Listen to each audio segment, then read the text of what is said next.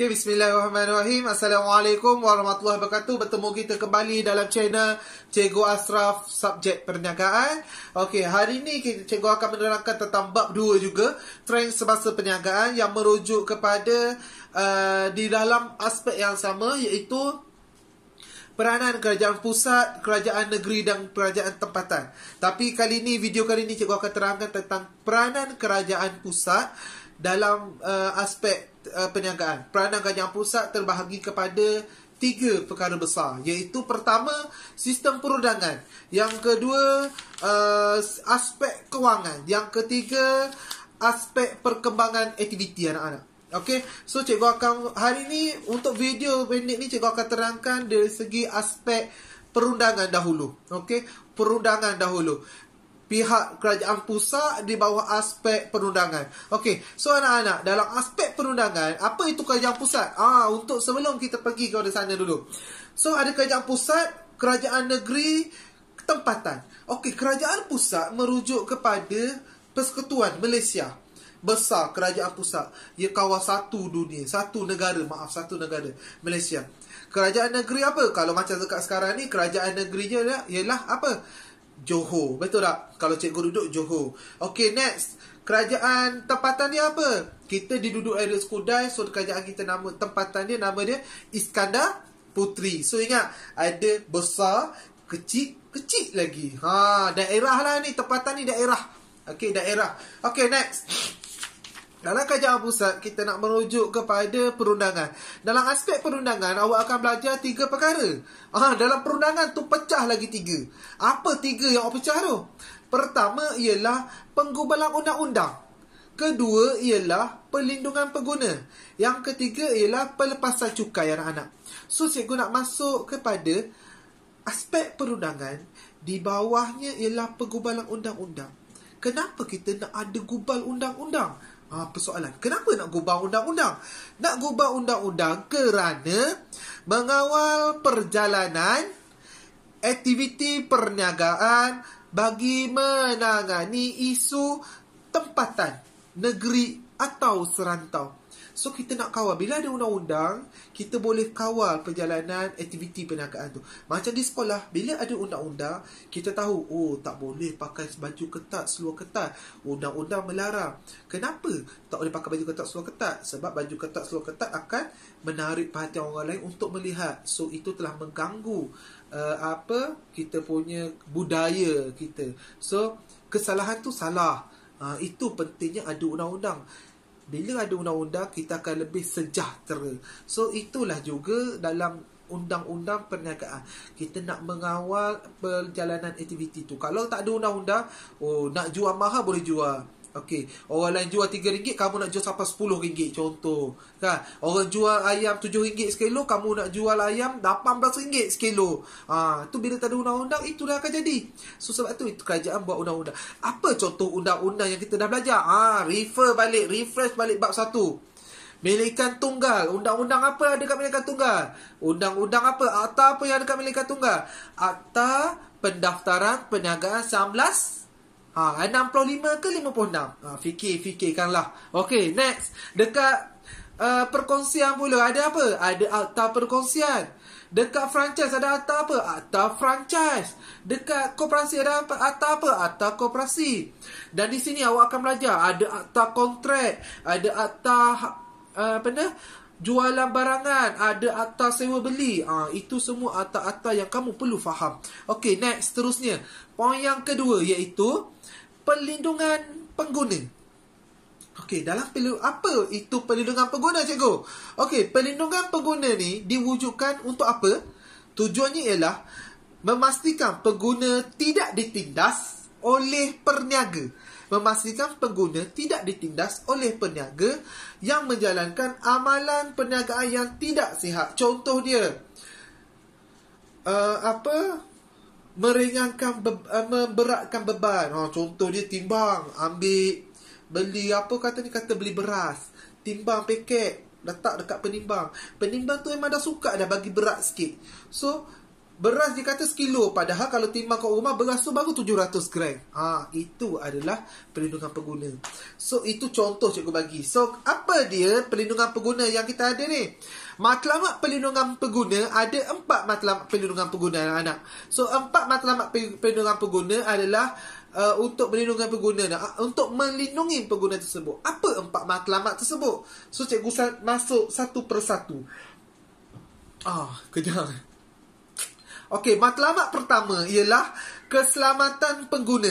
Keselamatan pengguna, iaitu kita melihat dari segi aspek aspek makanan, aspek perubatan, okey, atau perkhidmatan yang tidak selamat. Okey, keselamatan pengguna ni contohnya apa? Contoh dia menjual ubat kurus. Pergi ke kedai, mai datang sini, ubat kurus. 1 biji boleh kurus esok. Makan hari ni, esok boleh kurus. 1 biji RM10. Siapa nak datang beli. Kita pun rasa nak kurus, kita pun ambil ubat tu beli RM10. Telan makan bukan boleh kurus. Terus masuk hospital, usus-usus sekali keluar. So itu adalah menjaga keselamatan. Bahaya kan, boleh bawa mati, betul tak? Okey, next, terusnya. Yang kedua ialah kesihatan pengguna. Apa kesihatan pengguna? Tujuan dia apa matlamat ni? Kesihatan pengguna, tujuan dia ialah untuk melindungi pengguna daripada tindakan peniaga yang mengancam kesihatan pengguna. Yang mengancam kesihatan pengguna. Contoh dia, jual apa? Jual roti. Roti ni semalam dah expired, tapi buat-buat tak nampak, letak jual juga dekat kedai. Orang tu makan esok, lepas tu kena cerik-berik. Kan dah jadi bahaya kepada kesihatan, keracunan makanan, betul tak? So itu adalah matlamat dia. Bila ada akta perlindungan pengguna, kesihatan pengguna, kita boleh saman peniaga tersebut. Kenapa kamu jual roti yang dah expired date, betul tak? Itu adalah peranan dia. Okey, matlamat yang seterusnya ialah hak pengguna mendapatkan ganti rugi. Ini penting. Apa pendapat ganti rugi ni? Ia lebih spesifik, lebih kepada cerita barang-barang elektrik ataupun barang-barang yang berjenama. Contoh dia, awak balik, kita dah beli heater masak air kan? Tiba-tiba masak kat rumah, isi air, tekan plug, tak masak-masak air, 2 jam tunggu, tak gelegak pun. Okey, tak mendidih pun nama dia. So itu adalah kita boleh bawa pergi, hantar dekat kedai tu balik. Saya nak tukar, produk ni rosak, warranty ada lagi kan? Bila menutup hak ganti rugi, warranty kad. Okey, warranty ada lagi kan, 1 tahun. Okey, saya nak tukar warranty ni, nak ambil produk baru. Kalau kedai tu kata, boleh kasih tukar. Tapi kalau kamu beli tak ada warranty card, kamu pun beli barang tu tak ada warranty card, okey, ni rosak lah, mau tukar boleh tak? Ayo, mana boleh mah? Kata, itu punya barang you dah beli, you kasih angkat, habis punya cerita lah. Okey, itu kalau tak ada warranty card, kan rugi, betul tak? So itu pentingnya bila ada warranty card, iaitu hak pengguna menuntut ganti rugi jika berlaku sebarang kerosakan. Okey, next. Yang keempat iaitu hak pengguna mendapatkan alam sekitar yang bersih. Tiba-tiba lah balik kampung, pergi kampung, tiba-tiba lalu dekat kawasan kilang, nak mandi sungai ni, tengah-tengah berenang ni, terhantuk. Selam-selam tengok apa? Ada tong drum dalam sungai tu. Orang kilang buang. Dia buang sampah. Dah jadi apa? Pencemaran air. Jalan-jalan pula kat Pasir Gudang, tiba-tiba tengok asap banyak je.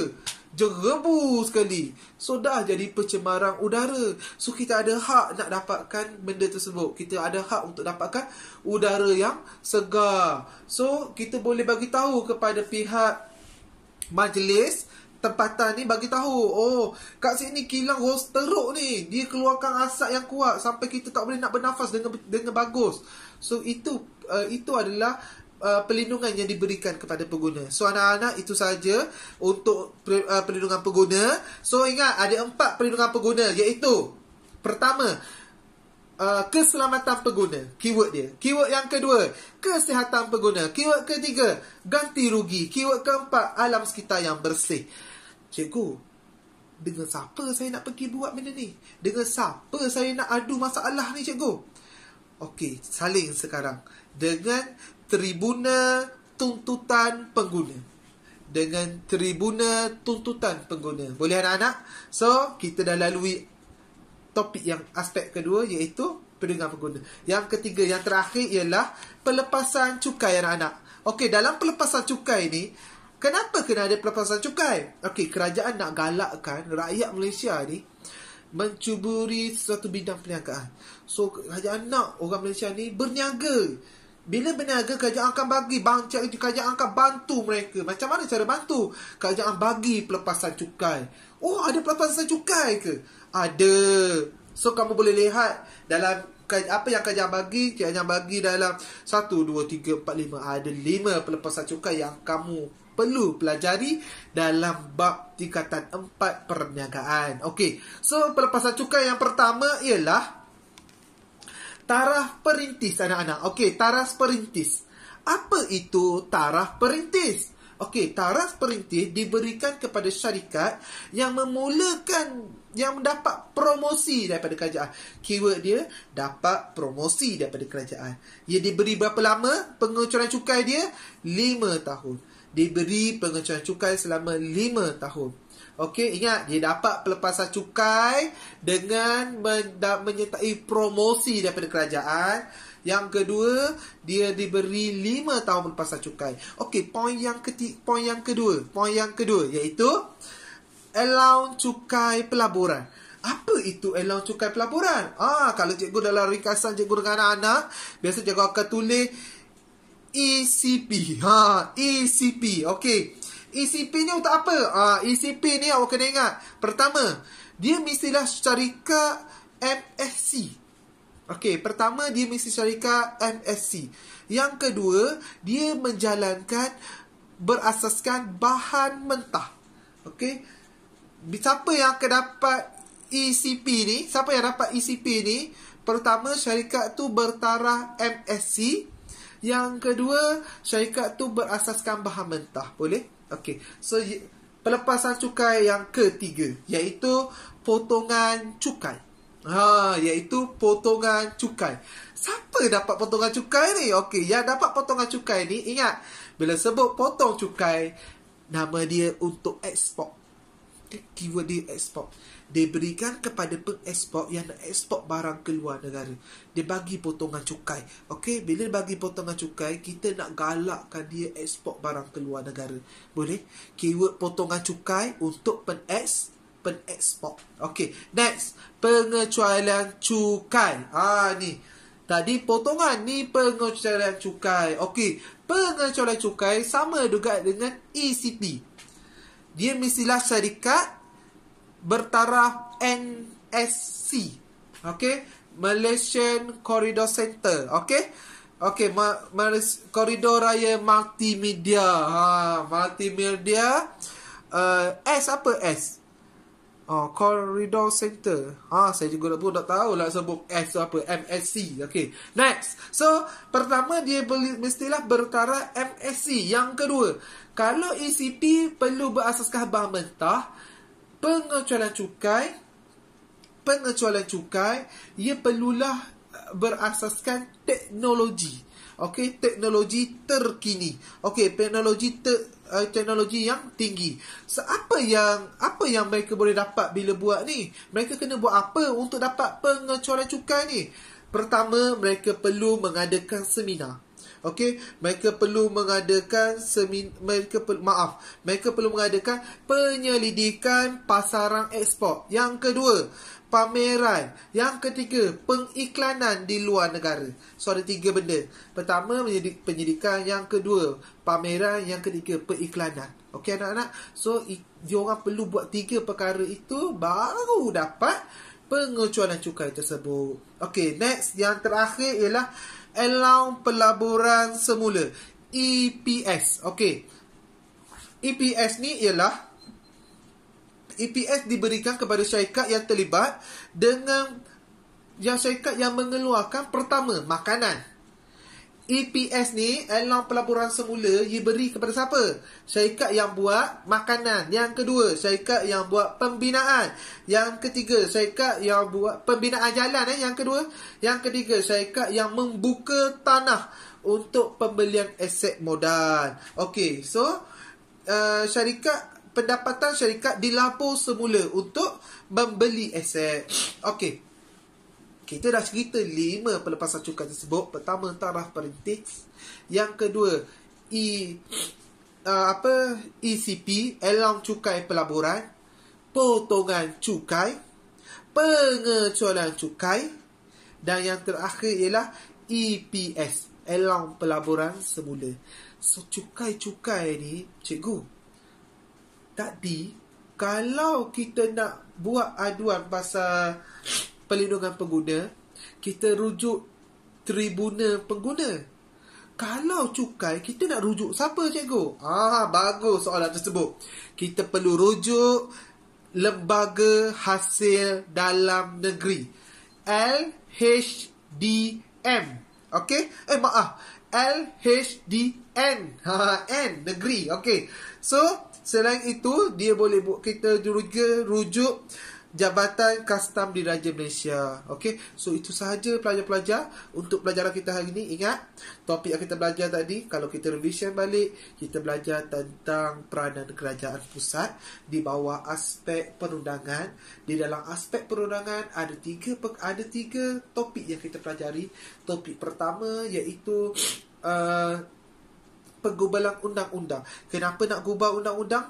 Sebab nak mengawal aktiviti perniagaan di Malaysia. Yang kedua, kita belajar perlindungan pengguna. Perlindungan pengguna terbagi pada berapa? 4 perkara. Apa 4 tu? Pertama, keselamatan pengguna. Kedua, kesihatan pengguna. Ketiga, hak menuntut ganti rugi. Keempat, alam sekitar yang bersih. Nak komplain dekat siapa? Nak bagi tahu dekat siapa? Bagi tahu dekat tribunal pengguna. Dan yang terakhir, topik yang terakhir, kita belajar tentang pelepasan cukai yang terdiri daripada 5 perkara: taraf perintis, allowance pelaburan semula, allowance cukai pelaburan, potongan cukai, pengecualian cukai, dan allowance pelaburan semula. Nak rujuk siapa bayar cukai ni, anak-anak? Rujuk dengan Lembaga Hasil Dalam Negeri, LHDN. Okey, sampai itu saja pembelajaran kita hari ini. Semoga anak-anak mendapat ilmu sedikit daripada perkongsian cikgu ini. Salam sejahtera, Cikgu Ashraf, Guru Perniagaan. Assalamualaikum warahmatullahi wabarakatuh.